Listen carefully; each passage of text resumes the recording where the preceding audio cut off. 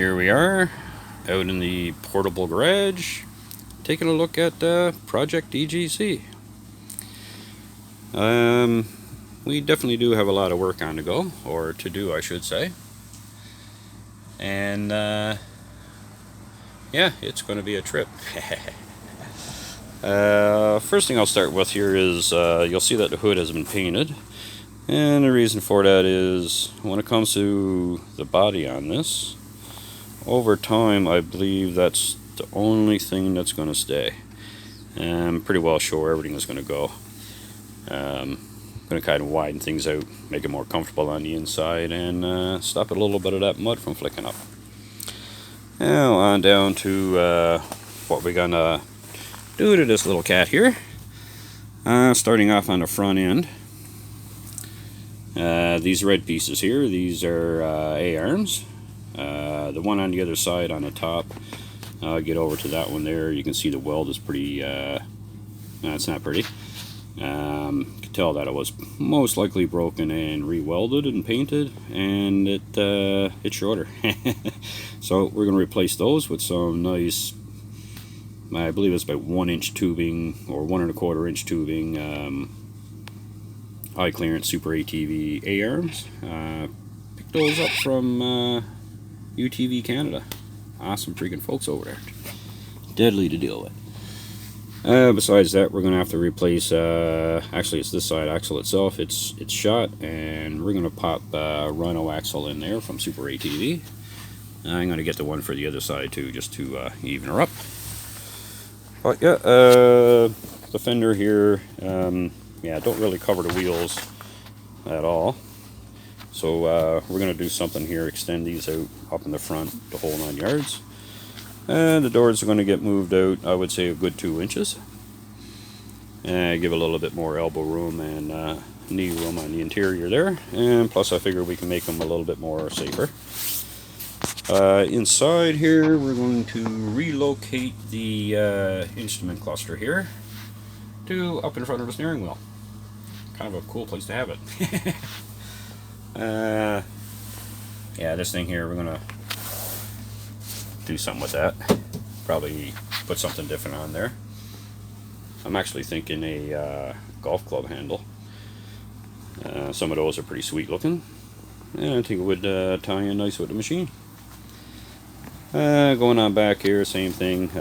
Actually, these pieces on the side here, they might be kept just as extenders over the side, but not quite sure yet. Tires do stick out about 5-6 inches, so we do want to stop that mud from coming up.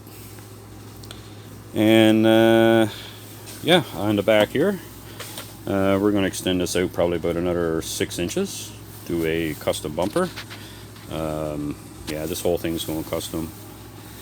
We're going to set this whole back area here pretty well from this to the window as air intake and exhaust air for the CVT and the transmission, CVT and the engine. And yeah, that's going to give me, well, we're going to extend this out, the interior to about here, another 5-6 inches on each side. That should give me plenty of room back here for storage for camping and yeah, just heading out in the bush type deal. And moving on down here. Actually, what I'll do is move on back over this way first, because we're going to change out the muffler and the exhaust. Since we're bringing everything at the back, we're probably going to relocate the muffler around the back here, and somehow leave access for the air filter. Over on this side here, yeah, just a little clip that goes over here. I got to find one of those. Motor mounts. 2 front motor mounts. We're going to swap them out because I believe that they're the cause of this problem here with the transmission engine bracket. I believe this is probably the biggest job I got to do here. Got to kind of rip everything apart. Takes this transmission and bracket off there, and hope I could do that by just supporting the engine and leaving it in spot. That's going to be a trip and a half, I tell you. Besides that, back here we got we're going to be doing 2 UTV axles, and they're the Warthog axles. They're a company out of British Columbia. Heard awesome things about it, and the pricings are freaking deadly. When it comes to the A-arms, I'm not quite sure of the rear ones yet. Something tells me I'm probably going to put the same things, Super ATVs, high clearance A-arms. But I don't know if I can get you, let's see now if I can get you a picture of this bracket under here.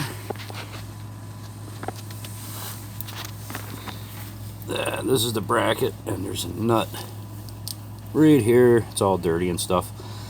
Not quite sure if it's going to come out on the camera, but it's cracked right off here. So that's that motor mount that we got to change. And while we're at it, a lot of grease and stuff there. That's coming out of the transmission. We got some seals, and we're going to pop them out and replace those also. Skid plate on the back. Debating whether going with 1/4-inch aluminum or 1-inch steel plate, just to protect the engine and transmission a lot better. Yeah, those plastic ones I don't think really cut it. You can see the way it all dents and bends up there, so we'll swap all that out. Moving on here, let's see now if I can get you that picture of that rough weld job. And it looks like it might even have cracked again. But, yeah, that's going anyway. Alright, thank you very much for watching. I hope you enjoyed this little Wildcat episode here. And before I forget, we got a back window. Well, thanks again, and we'll see you next time. Bye for now.